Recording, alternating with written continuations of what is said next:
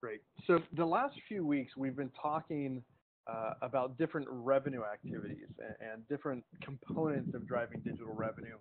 Today, we're going to talk a lot about handling objections. And so we're going to go through this. It's going to be sort of a stepwise approach.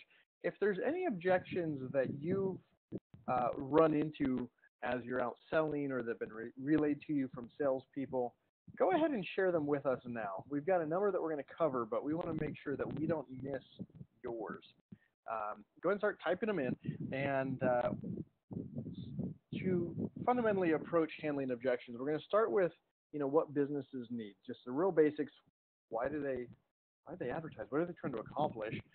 Then we're going to address your objections. Now, these may be objections you actually have, or they could be things that are holding you back. So we're going to quickly address those. And then finally, we're going to come around to the business objections. If you don't believe, you can't transfer that belief to someone else. So as we dig in, fundamentally, businesses have four modern day needs. They must exist and be present. They need to be prominent. They need to promote, and they need to retain customers. It used to be hanging your shingle did basically all of these. If you were in the right place, that handled this. But things are more complicated today. Presence means a physical presence. It could mean a website. It could mean Facebook. Prominence is how you rank in Google or show up on social media. Promotion, obviously, is where most of our publishers live, especially our print publishers have lived. And then retention is about loyalty and keeping customers coming back. Today, these things are pretty intertwined. You can't separate them out very easily. So your solution that you offer needs to address them effectively. Now, what that means is that this is all about audience. If you are in Texas and an advertiser is trying to serve Virginia, you're kind of out of luck. Doesn't matter how good of a promotion or what your audience is or what your price is, it doesn't matter.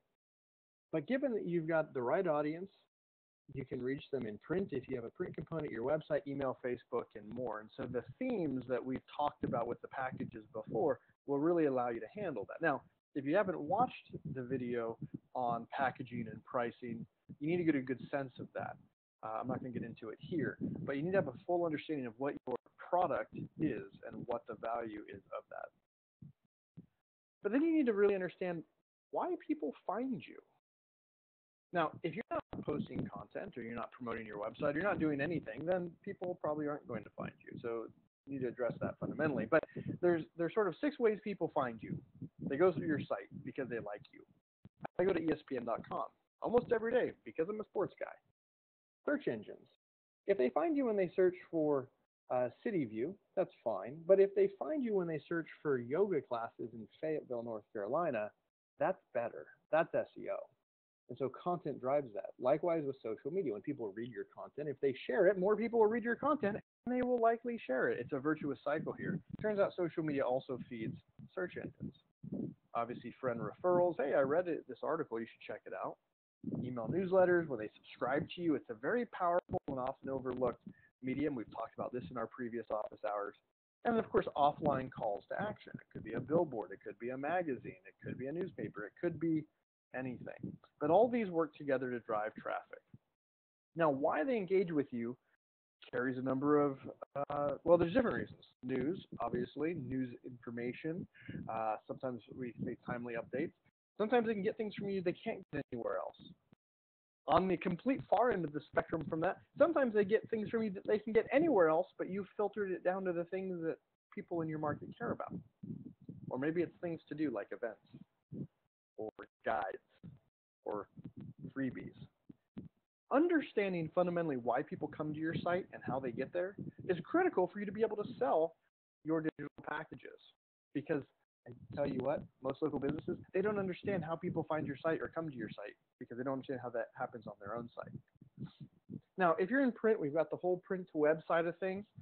Go watch that webinar. But leveraging print is a fantastic tool to drive traffic and to sell from. But then what are we selling? Well, we've talked about these prices. We've talked about the things that you can sell. There's a lot. And if you show it like this, people don't understand it. If you don't really understand what the value is, you can't convey it. So while some people see this. I want you to be able to convey this. A banner ad. What is the benefit? What is the benefit for you? What is the benefit to the client? The same for sponsored content, for featured events, social promotions, and the list goes on. Again, we've covered much of this in previous topics, but I really want you to understand how this plays into handling objections. And I want you to understand how they work together. If you run a social promotion, how does it get represented on my website and on Facebook? How does it go out via email? And if there's a print component? So understanding this will be key to conveying the value of what you bring, because sometimes the value is the execution. Of course, we're not about selling ads. We're trying to solve problems. The problem that your advertisers have is fundamentally they want to attract more customers, or they want to maintain their customers by spending less money or time or energy or something. So what are some good questions that you can start with? These questions are actually great ways to deal with objections, or rather to have your customers deal with the objections, not to mention get to know them better. So what are your business goals? There's a big difference in selling to somebody who wants to double their business this year as opposed to someone who wants to spend more time with their grandkids. Understanding that will help you understand what you're selling. Are you selling them more work, or are you selling them freedom? What are you trying to accomplish with your advertising and promotion? A new business is trying to let people know they exist. An established business is trying to demonstrate their leadership in the industry. Or maybe it's something else entirely. Maybe the business is prepping for a sale, and they want everyone to know about them so that when they sell, they can get top dollar. You never know. What activities or what digital activities are you currently investing in? If someone already has a robust portfolio of marketing activities, you don't have to worry about education quite as much.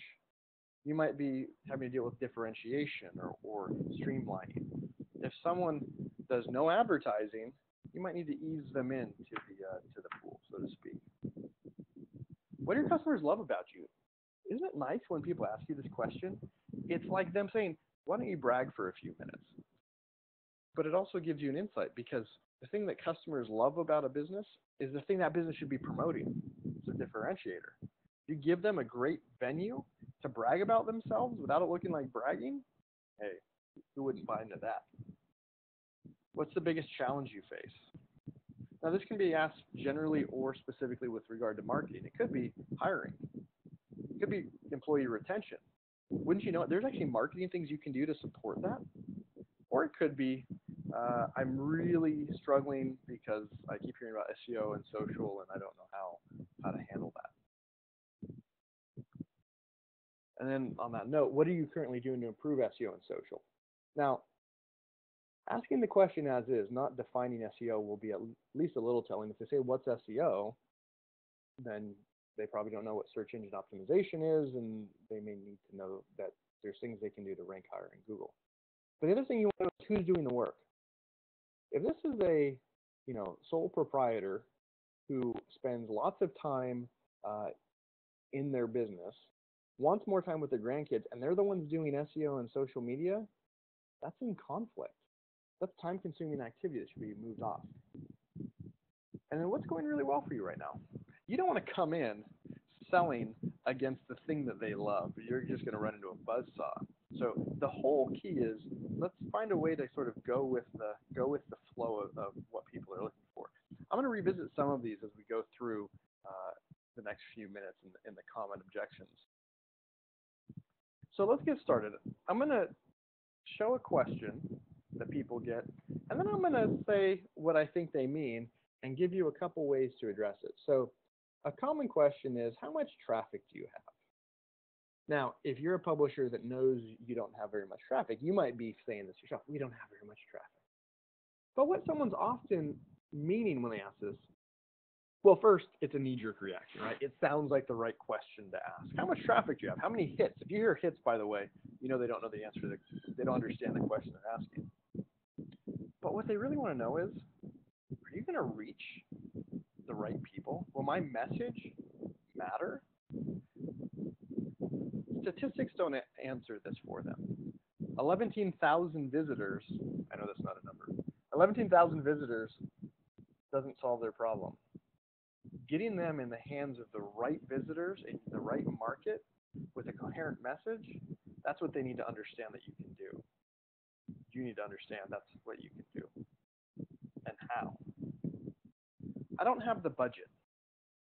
Well, I've had a lot of publishers tell me they go out and they go talk to their existing advertisers, and this is like the first thing out of their mouth. But there's a funny thing.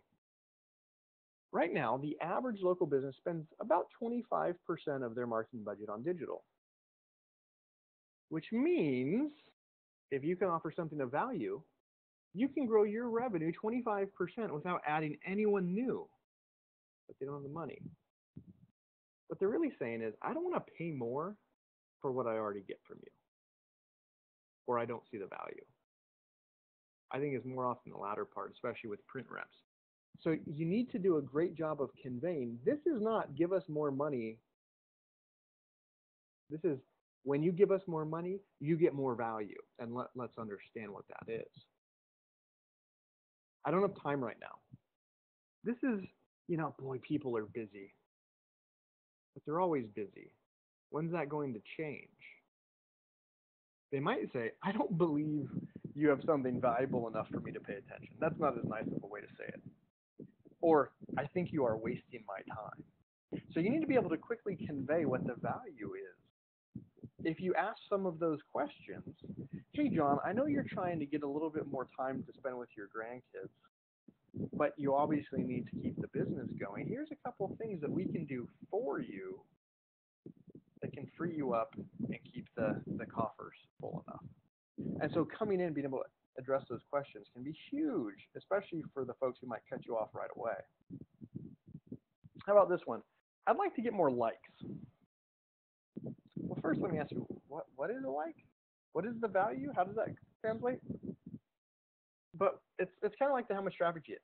Likes sound good. Social media is really popular right now. There's a lot of buzz about it. Everyone's talking about it. I'm on Facebook.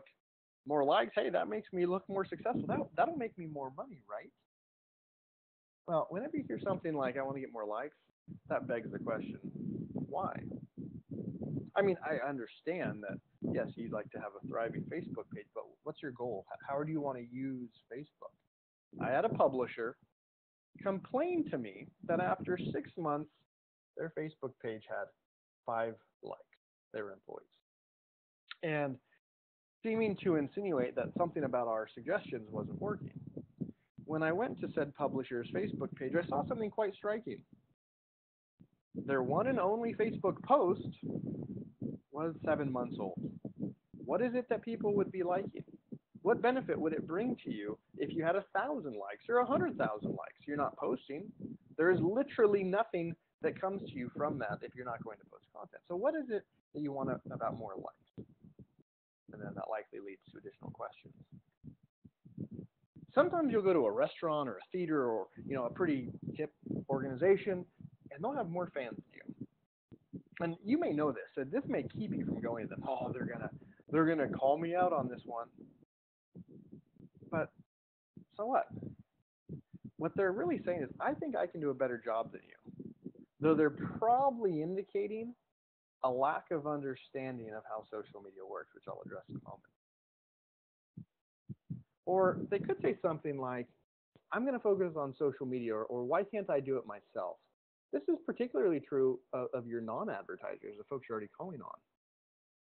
Like the I have more fans than you do, there's a misunderstanding of social media and how it works and what your role as a local publisher can be in this equation. But really what they're getting at is somebody said it's free and everyone's on, so why should I give you money? It really comes down to this. I don't understand why I should give you money. Well, here's the thing.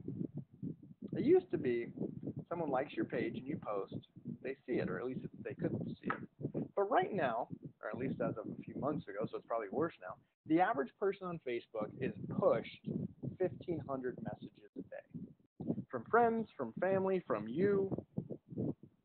But they only consume about 300 a day. So only 1 out of 5 messages can literally get through this funnel. And so the average reach of a Facebook page as of the beginning of the year was just over 6% of your fan base. We know it's been coming down since then. And Facebook has announced their target is 2%. What does this mean? It means if you have 1,000 fans, your average post will reach 20 people. So if I want to get more likes, what does that do for me? If I'm a restaurant and I reach on average 20 people, does adding 10 more, 100 more, 1,000 more likes, is that going to make me very much more money fundamentally by itself? Or if I have 5,000 fans, 10,000 fans, fill in the blank, big number, and you got a tenth of it. You as a publisher have 2,000, but they have 20,000. If they post something, are they going to reach very many people? They'll reach 400 people out of 20,000 on average. You know, if it's a good post, they'll reach a good deal more. But you as a publisher, there's a funny thing about the way Facebook works. Interesting, engaging content reaches more people.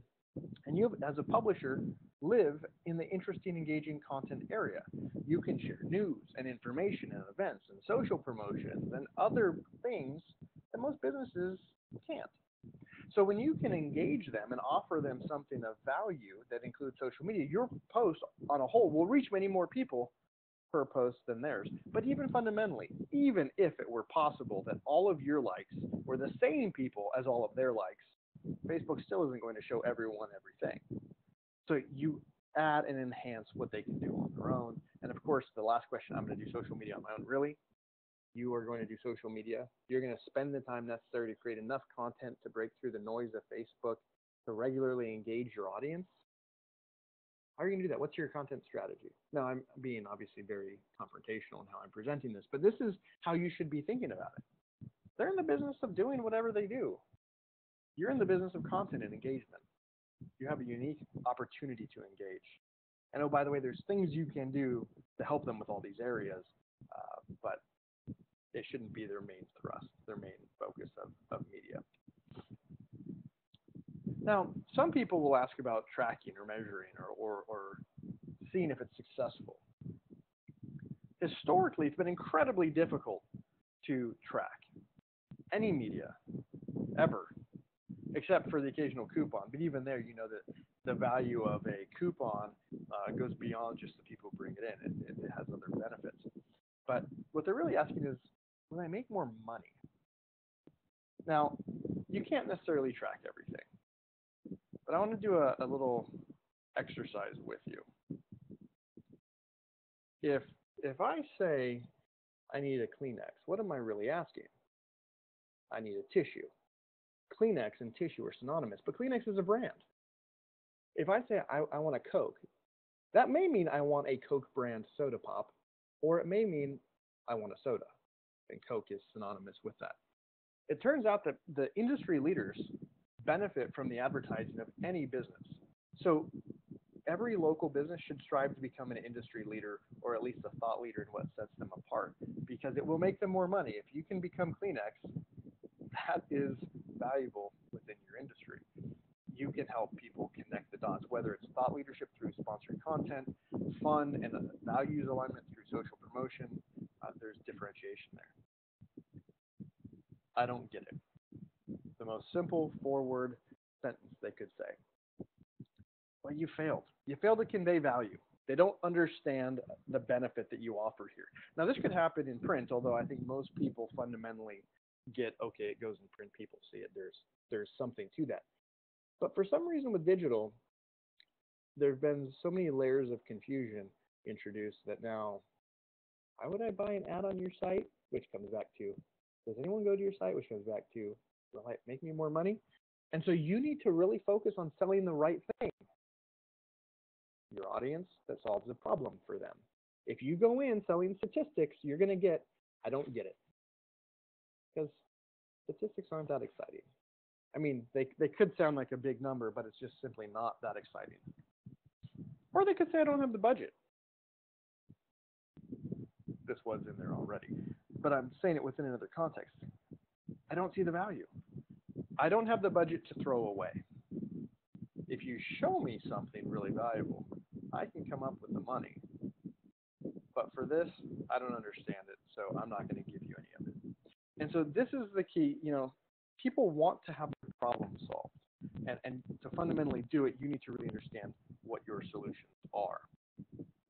Now, coming back to this story, uh, or coming back to this notion about solving problems, if you understand the problem that someone has, then selling becomes very easy. How much is a glass of water worth? I've got one on my desk. I'm going to take a drink while you think about this question. Well, context matters. If you're in a desert and you're about to die, I'm vaguely quoting a story from Zig Ziglar, somebody might be willing to give you $1 million for a glass of water. If you're in a swimming pool or a lake, if I had to, I could drink it. So it depends. But understanding the problem that someone has makes solving it so much easier. If you didn't know this person was in a desert, you might go to them and offer, a sunscreen or suntan services, right? They don't need that. They need water. They need sunscreen. They need something to protect them. So understanding your customer's problems is fundamental to handling their objections. And in fact, as you go through, if you have asked those right questions, if you've had them communicate that, well, I'm struggling with social media, I'm not reaching the people, that when they come back around and say, well, I really want to focus on social, you say, that's great. Everything we do will help you grow your social media presence and other things, and you don't have to do it yourself. You don't have to figure it out. We've got that for you. So I've gone sort of rapid fire through this. I hope this is something you can share with your sales teams and that you can share your questions or your feedback that you're getting from the marketplace. But the key here is really fundamentally understanding the value prop. I think most of our publishers who have a print product could espouse the virtues of a print ad and what the benefits are and why there's value and why it's different or better than the alternative. But they struggle with understanding how it fits in when it comes to digital, or they're failing to properly also promote the digital side of their business. If you're a digital-only publisher, you might really fixate on banner ads because that's the metric that's sort of so easy and so obvious, but you fail to realize that there's these other opportunities. So really invest in yourself and really invest in understanding what you have to offer of the menu, and then go out and use the solution sales approach to make it much easier for yourselves. If there's any that you'd like me to sort of briefly cover, I can do that now. As I went through, I really wanted to cut through the noise of what are they asking and get to what do they mean, because I think a lot of times we answer questions at face value, but we're polite people, right? No one really tells you to your face, I don't think there's any value here, or you've done a horrible job of showing me the value that I get. They say, I don't get it. They take it on themselves. So you need to be able to move past that to properly handle the objection. Well, for next week, we're going to talk about content strategy. We're going to revisit a few more options that you have and put together a plan that you can execute. If you're a news site, it's going to be talking about building on top of the news. News is fantastic, but you're not stuck with just news. And there's things you can do to make that go viral in a more comprehensive way. With that, that wraps up the actual objections component. But happy to answer any questions after Ryan turns off the recording.